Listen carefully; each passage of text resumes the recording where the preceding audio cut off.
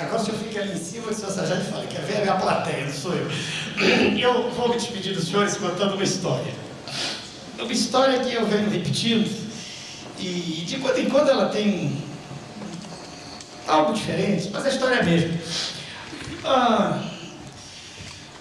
Desde que, muito tempo atrás, né, pelo menos meio século atrás, né, eu vou dizer, tudo que você fala de 30 anos, é claro, o tempo vai passando.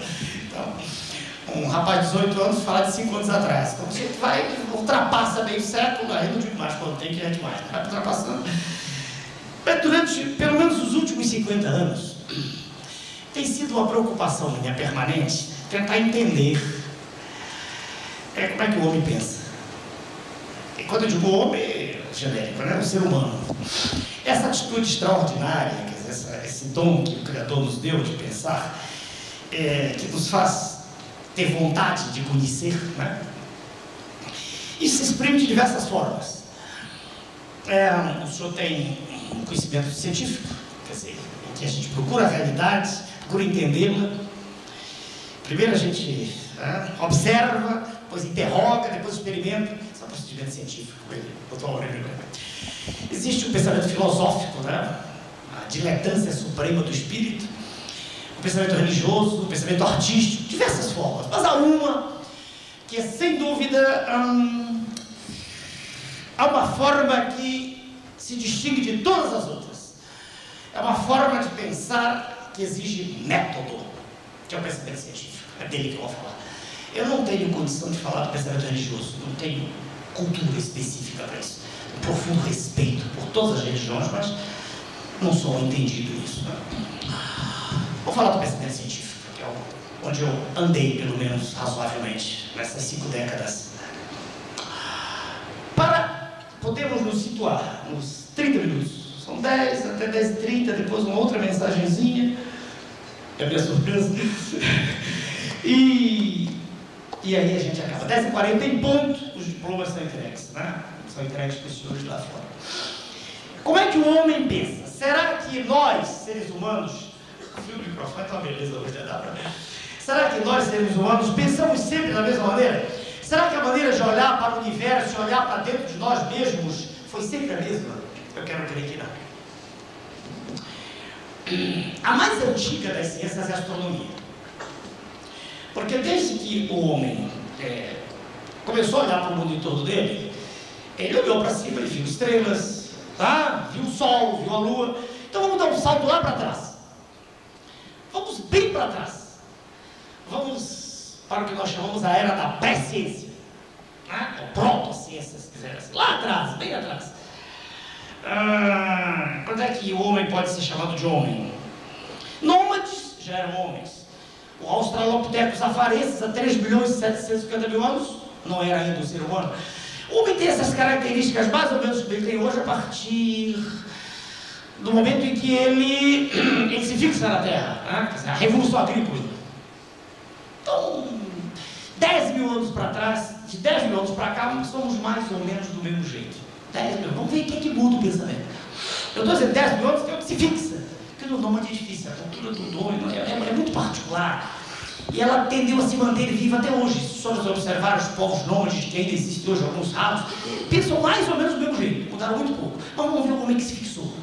O homem de caráter sedentário. Isso começou com a Revolução Agrícola, cerca de 10.000 anos atrás, mais ou menos isso. Então nós fomos bem lá para trás e procurávamos escritos dos sumérios, 6.000 anos, egípcios, né? Os povos da Índia, aqueles chamados povos do mar, lá atrás. Como é que eles olhavam para o mundo? Imagem que chega até a Grécia por volta de 350 a.C. Essas imagens de que eu vou falar. O mundo nessa época era plano, absolutamente plano. E já começou a falhar. Não presta, vou pegar outro. Se todos falharem, eu não escrevo nada, faço um valor. Então, o mundo imaginemos como algo plano. Esse mundo plano é um mundo muito difícil de ser entendido hoje para nós. Mas se os senhores imaginarem que esses seres primitivos, dos quais todos nós descendemos, eles andavam no máximo a cavalo, as distâncias eram pequenas. E a impressão que se tem andando em linha reta é que nós vivemos num plano, impressão normal. Claro que havia algumas interrogações difíceis de responder, difíceis. Por exemplo, a concepção dos hindus.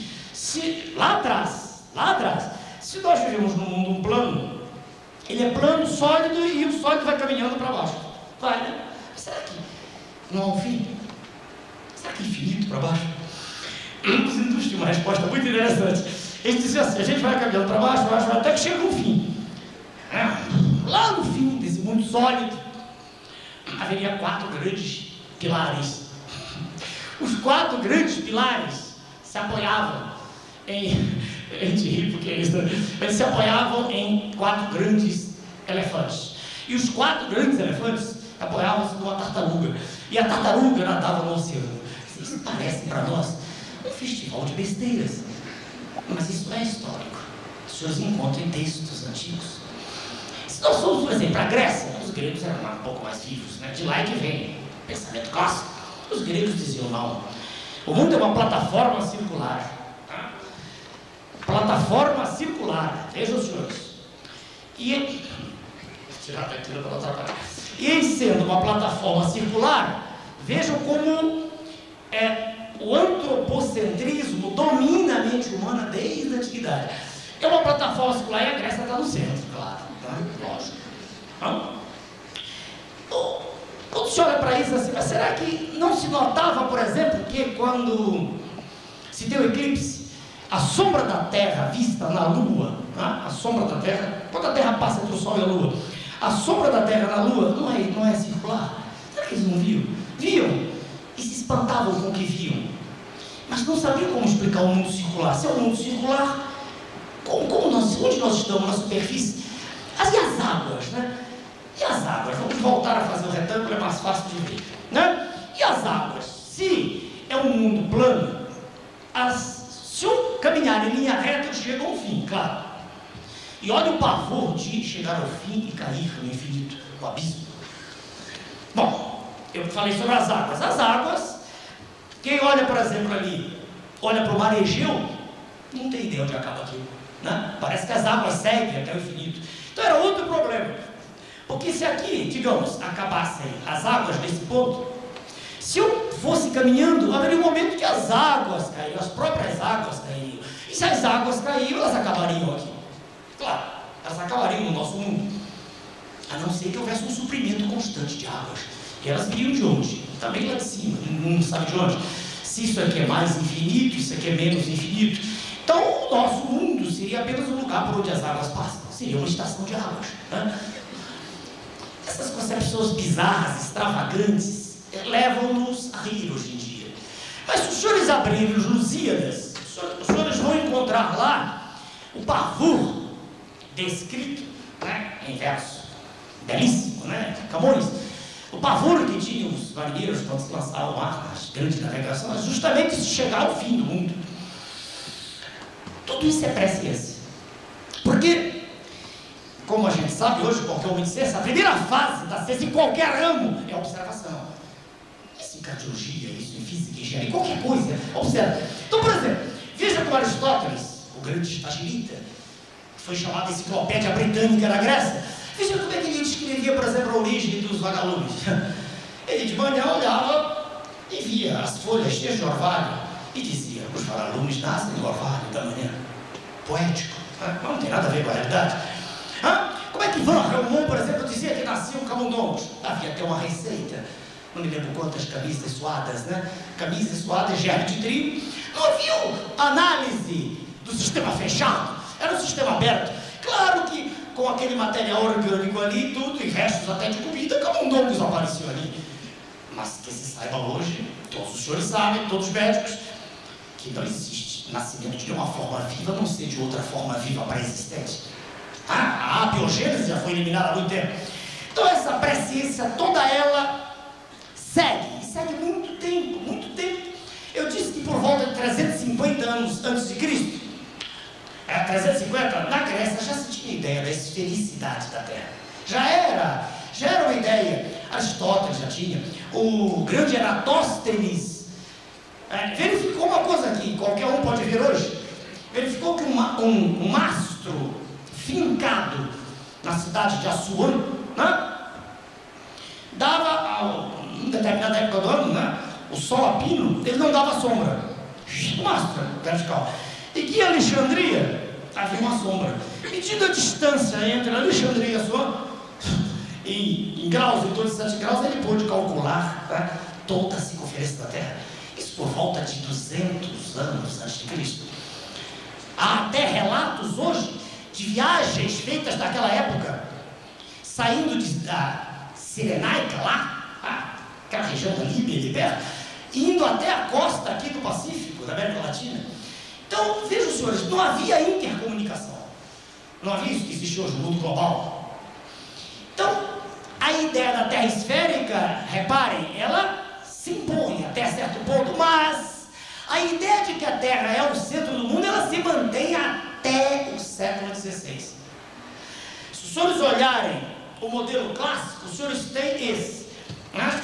O nosso mundo está no centro, a Terra é o modelo geocêntrico. E os senhores têm os outros planetas em torno, Mercúrio, Vênus, tá? A Terra está no centro, então ela não é o terceiro. Mercúrio, Vênus, Marte, Júpiter e Saturno, tá? Mas, como olhando daqui da Terra, do nosso mundo, a gente vê, qualquer um de nós vê o Sol, né? Só dá andar no espaço, e a Lua também.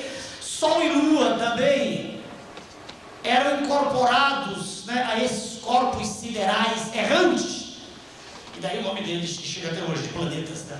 Quer dizer, corpos que se moviam em torno do mundo fixo, já esférico, mas ainda fixo. Os senhores todos conhecem a primeira revolução do pensamento científico, que se dá quando Copérnico, né, depois Galileu e depois Newton revolucionam todas essas ideias. Copérnico é um abade, coloca Copérnico, que escreve, e era obrigado a escrever em latim pelo poder tremendo que tinha a Igreja Católica, poder extraordinário. Ele escreve o livro dele, De Revolutionimus Orbium Celestium, das revoluções dos corpos siderais, e mostra que é infinitamente mais sensato imaginar o Sol no centro da Terra. Mas isso é uma espécie de pontapé do homem, né? Porque dizer que o nosso mundo não é o centro do universo é tirar de nós a primazia. E aí é claro que se cria na mente do homem daquela época uma confusão mefistofélica, né? Diabólica, né? Porque então não é o nosso mundo o centro. Aí mudou tudo, né? Copérnico faz isso, Galileu percebe com os estudos que fez acurados que a Terra se movimenta mesmo, ela não está parada. Não? Newton mostra como é que os corpos do espaço estão interligados. Newton, o senhor Isaac Newton, prodigiosamente, eu costumo dizer, do que eu estudei até hoje, a meu ver, a melhor arrumação cromossomial específica para a inteligência humana de que eu tenho notícia. Né? Porque, claro, há o mérito de Einstein, vamos falar já dele, mas Newton vem na frente. É uma mente prodigiosa, uma máquina de pensar. Pois bem, Newton mostrou, como a lei que toda criança hoje conhece, qualquer menino de 14 anos sabe, mostrou que onde existe um ponto material, uma partícula do universo, se a qualquer distância houver outra partícula, as duas estão se atraindo com a força gravitacional. É assim que a Lua não vai embora. Nós dormimos e acordamos e a Lua lá está. É assim que nós não vamos embora, sempre ligados ao Sol. Ou seja, todos os corpos siderais estão ligados por elásticos celestiais invisíveis. É o mérito de Newton. E a mecânica de Newton se impõe na Terra e no céu. O cálculo diferencial, inventado por ele e por Leibniz, da Holanda, passa a ser a ferramenta de trabalho. Nós estamos mergulhados na primeira revolução do pensamento científico. Agora, o número domina o mundo. É como se Pitágoras ressuscitasse. Diz o grande William Thomson Lord Kelvin: se tu estudas um fenômeno e podes explicá-lo por meio de um número, teus conhecimentos são razoáveis. Mas se tu estudas um fenômeno e não podes exprimi-lo por meio de um número, os teus conhecimentos são parcos e insatisfatórios. E tudo passou a ser número. Nasceu, a partir dos séculos 16 e 17, nasceu uma nova época. Na verdade, muitos de nós, estamos ainda contaminados disso. É o conceito, pode mudar, por favor, é o conceito absolutista. É a ideia... É que ele está trocando fita, agora fala, ó, está falando. Escreveu certa feita assim: se os senhores me derem as características analíticas, quer dizer, geometria cartesiana, as características analíticas da configuração de um sistema de pontos, agora, nesse instante, eu posso prever exatamente o que vai ocorrer daqui a um certo tempo. É como se existisse um determinismo científico. As coisas têm um caminho, e só um. A força de Newton e de Laplace é tão grande que eles influenciam a Revolução Francesa. Os enciclopedistas, os senhores já passaram dessa fase, mas quando estudavam no vestibular, eram obrigados a... Ou então o pessoal, se houver um curso de direito, ou um advogado, deve ter sabido da força tremenda que as ideias de Newton representaram para os enciclopedistas, D'Alembert, Diderot, Jean-Jacques Rousseau. Quer dizer, tudo é medido, tudo é calculado, tudo é previsível. Essas ideias atravessam séculos e chegam até o século XX. No finalzinho do século XIX, início do século XX, nos albores do século XX, nós chegamos à segunda grande revolução do pensamento científico. Um homem extraordinário, uma figura que a natureza faz uma vez, talvez em milênios, é a figura de Einstein. Einstein foi obrigado a sair da Alemanha, a história política todo mundo conhece muito bem.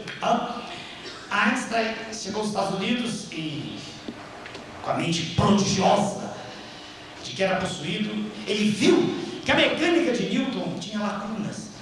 A mecânica newtoniana funcionava num pedaço muito bonito, para velocidades muito conhecidas das nossas. Mas a mecânica de Newton não funcionava no microcosmos. No micro, nem funcionava no macrocosmos. E esse é um mérito extraordinário de Einstein. Einstein abre o leque. Não é que a mecânica de Newton esteja errada, ela é apenas um caso particular. A mecânica de Newton serve para nós, para nossas velocidades de carroça, os nossos aviões, mesmo supersônicos.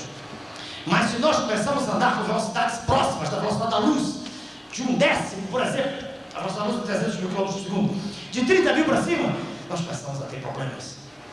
Se quisermos aplicar as leis de Newton, agora o universo é um universo no qual o tempo não é mais o invariante. O tempo de Newton é invariante. Agora não. Agora, se eu e o irmão meu gêmeo, se nós nos encontramos aqui juntos e o meu irmão gêmeo diz assim: olha, eu vou dar uma volta, admitamos que isso seja possível, eu vou até Sírio, a estrela Sírio, admitamos que já se faça isso. Sírio deve estar o quê? Deve estar 8 anos-luz daqui, mais ou menos isso, né? Então, se ele vai e volta, ele leva 16 anos. Nós estamos, por exemplo, os dois, cada um com 40 anos de idade. Ele vai e volta, com essa velocidade, próxima da velocidade da luz, vai e volta. Quando ele volta, ele olha para mim e diz: engraçado, como é que você envelheceu? Eu falei: o que é isso? E eu olho para ele e me espanto. Diz: o tempo passou diferente. Essa é a relatividade einsteiniana, complexa, sem dúvida, complexa, difícil de entender. Difícil de entender, por exemplo, que o elétron está girando em torno do núcleo atômico e que a massa dele vai variando à medida que ele gira. É muito difícil para nós entender. Mas Einstein foi um gênio. Eu gosto de usar essa palavra no sentido exato que ela tem. Nada me irrita mais do que ver por aí falando um gênio, um idiota qualquer, um gênio. Qualquer gente faz qualquer besteira para ser um gênio. Os jornalistas lá no resto são os imbecis, então você é um gênio. Gênios são muito poucos na história da humanidade, pouquíssimos. E quando um gênio é um gênio mesmo, a humanidade toda se curva. Porque diante da autoridade, da genialidade pura, todos se curvam. Pietro Baldi, grande espiritualista, dizia: diante de um chamado profundo, até a pedra responde. Estamos na segunda revolução do pensamento científico. Estamos entrando no século XX.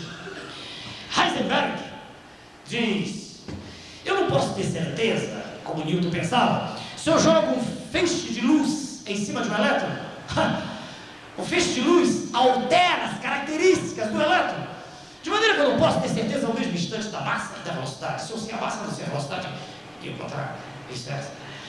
Chama-se isso o princípio da indeterminação. No início do século. Já na virada do século, Planck tinha mostrado que todas as formas de energia praticamente podem ser reduzidas a uma só. Quer dizer, o início do século XX foi um período muito complicado, um período em que se sacudiram convicções. Para os senhores verem, as ciências sociais estão sempre atrasadas em relação às ciências físicas. Sempre vem depois. A ordem é a ciência física, a ciência mãe, a matemática, que não estuda coisa nenhuma. A matemática não estuda nada. É a única ciência que não tem objeto. A matemática estuda a si mesma. O objeto dela é ela mesma. Mas eu vou me afastando de ciências físicas, biológicas, sociais. As ciências sociais estão atrasadas. Em 1917, na Revolução Soviética, já era um atraso. Aquela concepção, o mundo foi escravagista, é feudal, capitalista e será socialista. Isso é uma concepção, veja, newtoniana ainda. Claro que Newton não pensou nisso, mas a ideia básica é essa. Se o senhor é colega nosso, pode sentar. Então, em 1917, na Revolução já havia um atraso. Aquilo já era um atraso. Aquela ideia básica, de que seria possível nós termos uma evolução da sociedade humana previsível. Vamos pedir para alguém ficar na porta, essas pessoas entram. Há lugar na sala. Rosa, por favor, a gente para a palestra. Avisa o seu Júlio para ficar na porta.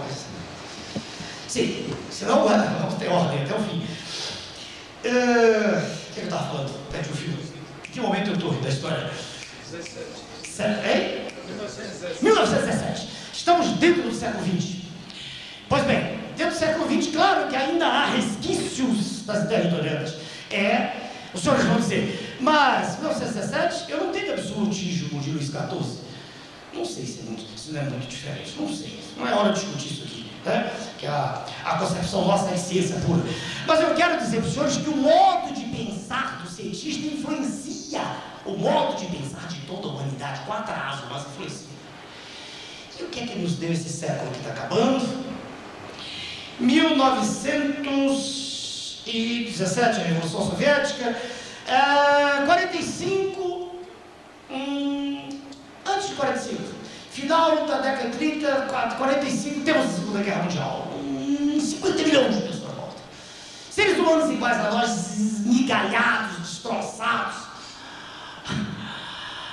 Está acabando a Segunda Guerra Mundial, lança-se uma bomba atômica em Hiroshima. Eu tive lá. Quer dizer, não tive nada da bomba, que eu era menininho, não sou tão velho assim, sou Matusalém. Mas tive pouco tempo depois. Muito tempo depois, em 1980, estive lá em Hiroshima e fiquei impressionado. O senhor anda nas ruas e conversa com motoristas, com quaisquer pessoas que falam inglês, muitas falam, ninguém toca no assunto, é assunto tabu. Fui ao Museu do Horror e vi aquilo, enfim. Quer dizer, o que foi aquilo? Aquilo foi a ciência permitindo que se penetrasse no interior do átomo e se conseguisse quebrar o átomo, a fissão do átomo. Fissão. Isso aqui é a fissão nuclear do átomo. Mas não estava satisfeito com isso. Em 1953, Watson, Crick e Wilkes desvendam o código genético. Eu costumo dizer o enterro da proteína. Que no meu tempo de garoto, a base de toda a vida era, por excelência, o material proteico. Mas o Watson, Crick e Wilkes mostraram que o DNA é a matriz da vida. É o DNA. Para todo mundo médico é fácil. É o ácido desoxirribonucleico. Que beleza. Aí, vejam, senhores, o homem agora ele já entrou no interior da matéria, fissão nuclear. Jorge, Chica Rosa pode voltar, é só para avisar o seu Júlio para que ele entrar sentado, para não ficar ninguém em pé na nossa sala. O homem entra no interior do átomo, o homem entra no interior do gene, e o homem volta para a astronomia. Ele já não está mais satisfeito de olhar para a Lua e admirá-la, ele vai à Lua, 1969. Todo mundo lembra, a maioria era garoto na época, que muitos não tinham nascido, eu sei, mas aqueles que estão mais próximos, lembram-se daquela cena impressionante, quando o primeiro homem pisa na Lua. 69 para cá. Estamos numa ebulição, ciência. Ebulição. O sistema é aberto no início. Lembram? Os vagalumes nascendo do orvalho. Não tem ninguém controlando o orvalho dos vagalumes. O sistema se torna fechado, newtoniano. E agora ele é aberto de novo. Aberto. pesquisa se dá em todas as direções e em todos os sentidos, sem nenhuma limitação. A pesquisa é aberta. Os senhores acompanharam pelos jornais? Clonas um ser vivo. Estamos decifrando o genoma. Temos ideia agora já que talvez num futuro não muito distante seja possível fazer com que a cor dos olhos dos nossos filhos seja como a gente deseja. Isso já não é mais uma ficção. Isso é uma probabilidade. Mas, paralelamente a esse avanço científico colossal, o que é que nós vemos? Nós vemos que nós mesmos, humanos, não nos entendemos. Nós vemos um poder monstruoso dos meios de comunicação destruindo os valores. Nós vemos aquelas coisas tradicionais, o respeito à verdade, o respeito à família, o respeito à liberdade de pensamento, o respeito à religião. Nós vemos isso se quebrando. Nós vemos como que uma sociedade em que cada indivíduo se digladia com o seu semelhante.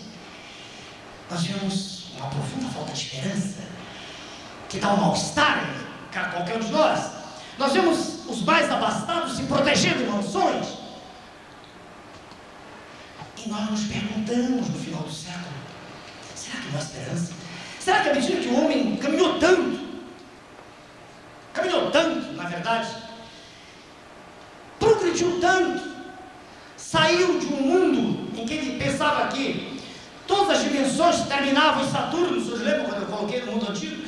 E hoje ele viu com tanta clareza, e isso não é nada mais que se discuta, ele viu, tem tempo, que se nós sairmos do Sol, vamos começar daqui, vamos para Mercúrio, estamos a mais números redondos, não vamos falar em Afé e Periélio, números redondos, estamos a 50 milhões de quilômetros, vamos para Vênus, estamos a 110 milhões de quilômetros, vamos para o nosso mundo Terra, estamos a 150 milhões de quilômetros, vamos para Marte, estamos a 220 milhões de quilômetros, vamos para Saturno, Marte, Júpiter, isso aqui já vai para 700 milhões de quilômetros, aqui um cinturão de asteroides, não? Teria existido aí no planeta, não se sabe, que se despedaçou. Aí, isso aqui o mundo antigo já conhecia. Nós vamos para Saturno, aí dobramos de 700, passamos para 1.400 milhões, ou 1,4 bilhão de quilômetros. Depois o Herschel descobriu Urano, foi para 2,8, dobrou bilhões de quilômetros. Saturno, depois Netuno, Leverrier descobriu, foi para 4,5 bilhões de quilômetros. Depois descobriu Plutão, 6 bilhões de quilômetros. Quer dizer, se o senhor pegar o sistema solar todo ele, se o senhor desenhar o sistema solar todo, vamos representá-lo assim, né? Colocar o Sol aqui, Plutão aqui, o Sol e aqui Plutão, o senhor tem uma distância total de 12 bilhões de quilômetros. Parece grande, só que esse sistema solar é pequenininho, está num braço da nossa galáxia. Pequenininho, está por aqui assim, pequenininho. 12 bilhões de quilômetros não parece uma coisa razoável, será que é? Será que é? Viajando a luz a 300 mil quilômetros por segundo, em um segundo ela anda 300 mil quilômetros, em um minuto ela anda 18 milhões de quilômetros, em uma hora é 60 vezes isso, dá arredondando, 1 bilhão de quilômetros. Então o sistema solar todo é atravessado em 12 horas. O sistema solar de brincadeirinha, pequenininho. A nossa galáxia de ponta a ponta tem 100 mil anos-luz. Tudo hoje é coisa sabida já. E o que é um ano-luz? O ano-luz é a distância que a luz anda em um ano. Sabe quanto é que dá? Não precisa fazer conta, eu sei de cor. Dá 10 trilhões de quilômetros. Um dia desse eu fiz de brincadeirinha num programa de televisão. Você já pensava que é um trilhão? Você já deve ter visto a brincadeira. Para contar um trilhão, todo mundo fala, sabe o que está falando? Para contar um trilhão, se qualquer um de nós começasse a contar e não fizesse nada, só contasse, não fizesse nada, só contasse de um em um, não parasse para fazer nada, para tomar café, para nada, para dormir, só contasse, levaria 20 mil anos para contar um trilhão. A luz para atravessar a nossa galáxia leva 100 mil anos, a nossa galáxia. Prima irmã da nossa, prima irmã dela é Andrômeda. Andrômeda tem 125 mil anos-luz. Andrômeda está a 1 milhão de anos-luz de nós. Quanto mais os telescópios se desenvolvem, os radiotelescópios, quanto mais aponta o nosso olho para o universo, mais desesperado o ser humano vai ficando, pela sua insignificância cósmica. Nós somos, como dizia o Carl Sagan, falecido já, um pálido ponto azul no universo. Nós, o planeta, um pálido ponto azul. E diante de tantas considerações, de novo eu volto a pergunta: que século é esse que está acabando? Quanto conhecimento, quanta informação! Há poucos dias eu estava no programa de rádio e tive à minha frente um astrônomo famoso, todo mundo sabe que é o professor Mourão. Estávamos conversando ao vivo, e diante de todas essas considerações, ele disse que não cria na vida depois da morte. Ele disse, ao vivo: eu creio na vida por aí espalhada no cosmos, eu também creio, mas creio que quando a gente morre não sobra nada. E aí eu retruquei. Nós éramos 4 pessoas, um monge beneditino, um pastor protestante, eu como médico e o professor Mourão, eu respeito a sua opinião, eu respeito a opinião de qualquer ser humano, mas eu discordo do senhor. Quando eu olho para um cromossomo humano, um cromossomo, um nosso, ele tem 5 bilhões de nucleotídeos. Todo mundo aqui é médico, todo mundo sabe que os nucleotídeos são feitos de uma base hidrogenada, de um radical fosfato e de um açúcar, ribose isotóxico, todo mundo sabe. 5 bilhões. Acontece que cada nucleotídeo tem entrelaçado dele, lá dentro dele, as bases: adenina, citosina, guanina e timina. Então o senhor pode dizer que o cromossomo humano, 5 vezes 4, trabalha com 20 bilhões de unidades de informação, bits, né? Bits. É possível provar, e os senhores, depois de 4 meses de confiança, creio que acreditam em mim, é possível provar que uma letra de qualquer alfabeto, ela pode ser identificada com 6 bits, qualquer letra. Ora, se eu estou falando do nosso cromossomo humano, um cromossomo humano, se ele tem 5 bilhões de nucleotídeos, 20 bilhões de bits, se eu agora quiser transformar isso em letras, quer dizer, o que está escrito no cromossomo meu, de qualquer um de nós? Se eu divide 20 por 6, certo? 6 bits cada letra, vai dar 3 de uma fração, 3 bilhões de letras. Vamos ver o que é isso? Tem tempo aí. 3 bilhões de letras. Uma palavra nas línguas que nós conhecemos, nossas línguas atuais, né? A gente conhece o que a gente vê. Eu não tenho a felicidade do meu amigo do lado que fala 6, 7 línguas, mas está confuso: inglês, francês, italiano, castelhano. Uma palavra tem em média 6 letras. 6 letras. Tudo que eu estou falando é do cromossomo nosso. Se são 3 bilhões de letras, se o senhor dividir por 6 letras, o senhor tem 500, né, milhões, tá, de palavras. 500 milhões de palavras em um cromossomo. Veja onde eu vou chegar. Se uma página de um livro, qualquer livro, um livro como esse, se uma página tem em média 300 palavras, uma página, se o senhor, tudo é um cromossomo, se o senhor dividir 500, fez 10 a 6, 500 milhões de palavras, por 300 palavras em cada página, simplificando isso aqui, vai dar quase 1,7, vou arredondar para 2, vai dar 2 milhões de páginas num cromossomo. Se o senhor pegar um livro médio de 500 páginas, se o senhor dividir, fazer aqui em cima, se o senhor dividir 2 vezes 10 a 6, que é a mesma coisa que 20 vezes 10 a 5, né? Curso primário. 2 vezes 10 a 6 é a mesma coisa que 20 vezes a 5. Se o senhor dividir isso aí por 500, né? 500, mais ou menos. 500, né? Se eu... 2 milhões, voltando, para eu não errar nas contas, 5 bilhões de nucleotídeos, 20 bilhões de bits, 3 bilhões de letras, 500 milhões de palavras, dividido por 300, 2 bilhões de páginas. 2 bilhões de páginas, dividido, o senhor vai ter assim, ó, 20 dividido por 5 vai dar 4. Aqui, 10 a 5, 10 a 2, dá 10 a 3. O senhor tem 4.000 livros desse tamanho. 4.000 livros de 500 páginas escritos em um cromossomo. Que beleza!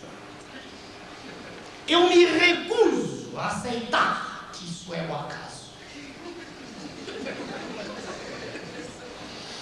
Eu tenho o direito de me recusar. Eu olho para o PPNO, que a minha filhinha gosta, a menor estrutura viva em liberdade. Não estou falando do vírus, o vírus não é verdade. E veja aquela coisa, o PPNO tem um bilionésimo de 5 décimos de milionésimo do grama. É um bilionésimo da massa da meba, vivo, se mexendo, cheio de enzima, confusão de alma. Não consigo aceitar. Eu vejo em tudo que me cerca a mão de Deus. Como os senhores foram meus alunos, deram-me essa honra, essa alegria, eu tenho o direito de, na virada do ano, do século do milênio, com as discussões cabíveis, que seria do que vem, mas todo mundo está aceitando que agora, não tem nenhum problema. Eu tenho o direito de lhes dizer que eu creio numa força extraordinária, que eu não consigo entender, não tenho nem pretensão de entender, estou longe demais para entender, mas eu creio em Deus. Eu creio que a diferença entre um pobre homem que vai ao chão e o profissional de medicina que cateteriza, que abre uma artéria, é nível de informação. Quando todos nós nascemos, já nascemos com isso, com 4.000 volumes em cada cromossomo. É assim que a minha célula do olho, sabe, tem que fazer a célula do fígado assim, está tudo programado. Nós somos todos semelhantes, queiramos ou não, brancos, negros, judeus, árabes, africanos, tudo. Nada me irrita mais do que discriminação de qualquer forma, odiosa. Somos todos humanos, queiramos ou não,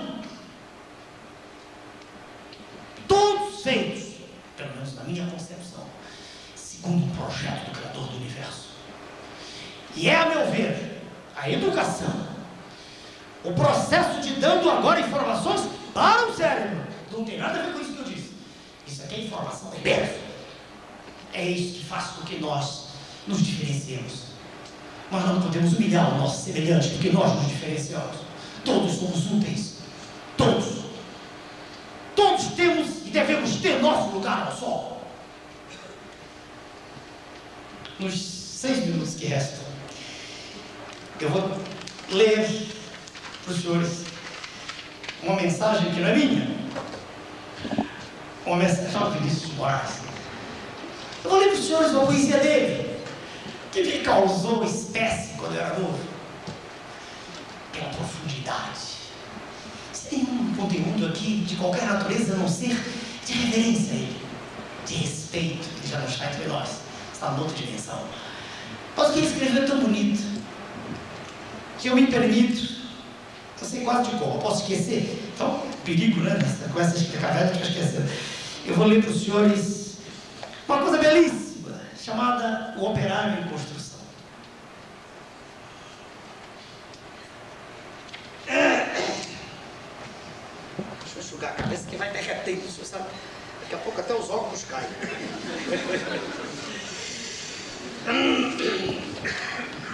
A meu ver, o grande poeta Vinícius de Moraes, ele quis dizer isso em poesia, que eu não conseguiria porque eu não tenho esse dom.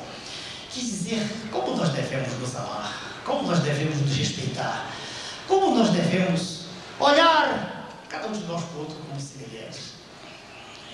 Quando acabar de ler, os senhores receberão lá fora os bolos, entregaremos e estaremos nos despedindo, né? Porque daqui a 1000 anos nenhum de nós estará aqui mais.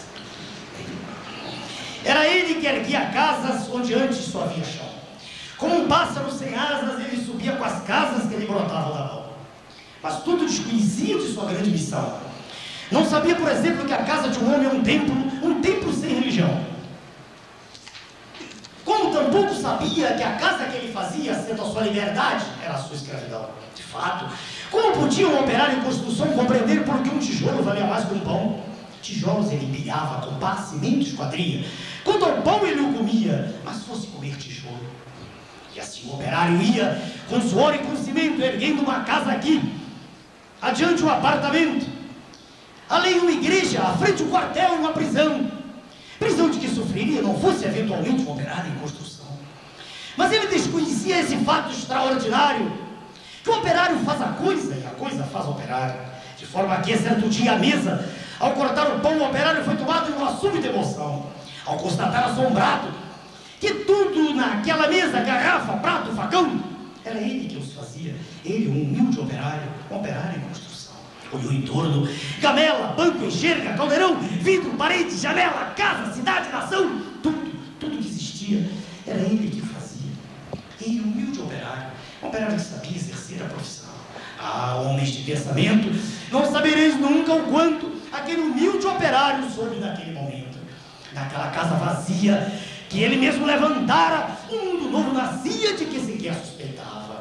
O operário emocionado olhou sua própria mão, sua rude mão de operário em construção, e olhando bem para ela, teve uma segunda impressão de que não havia no mundo coisa que fosse mais bela.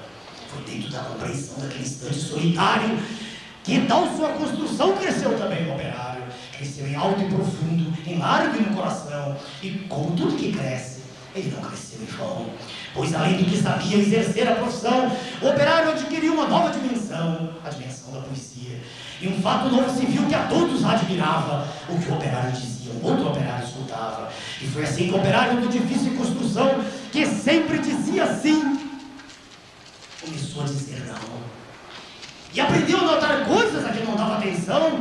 Notou que sua marmita era o prato do patrão, que sua cerveja preta era o uísque do patrão, que seu macacão de suarte era o terno do patrão, que o casebre onde morava era a mansão do patrão, que seus 2 pés andarilhos eram as rodas do patrão, que a dureza do seu dia era a noite do patrão, que sua imensa fadiga era amiga do patrão. E o operário disse não. E ele se fez forte na sua resolução. Como era de se esperar, as bocas da delação começaram a dizer coisas aos ouvidos do patrão. Mas o patrão não queria nenhuma preocupação. Convenção ao mundo contrário, dizendo sobre o operário, e ao dizer isso sorria. Dia seguinte, o operário, ao sair da construção, viu-se súbito cercado dos homens da delação e sofreu por destinado sua primeira agressão. Teve seu rosto cuspido, seu braço quebrado, mas quando foi perguntado, o operário disse não. Em vão sofrer ao operário sua primeira agressão. Muitas outras se seguiram, muitas outras seguirão. Porém, por imprescindível ao edifício em construção, seu trabalho prosseguia e todo o seu sofrimento misturava-se ao cimento da construção que crescia. Sentindo que a violência não dobraria o operário, um dia tentou o patrão dobrá-lo de modo vário, de sorte que o foi levando ao alto da construção, e no momento de tempo mostrou-lhe toda a região, e apontando-a ao operário, fez-lhe esta declaração: dar-te todo esse poder e a satisfação, porque a mim me foi entregue e dou-o a quem bem quiser. Dou-te tempo de lazer, dou-te tempo de mulher, portanto tudo que vês será teu se me adorares, e ainda mais se abandonares o que te faz dizer não. Disse e fitou o operário, que olhava e refletia. Mas o que viu o operário, o patrão nunca veria. Ele via as casas, e dentro das estruturas via coisas, objetos, produtos, manufaturas, via tudo que fazia o lucro do seu patrão, e em cada coisa que via, misteriosamente havia a marca da sua mão. E o operário disse não. Loucura, gritou o patrão. Não vês o que te doeu? Mentira, disse o operário. Não pode dar-me o que é meu.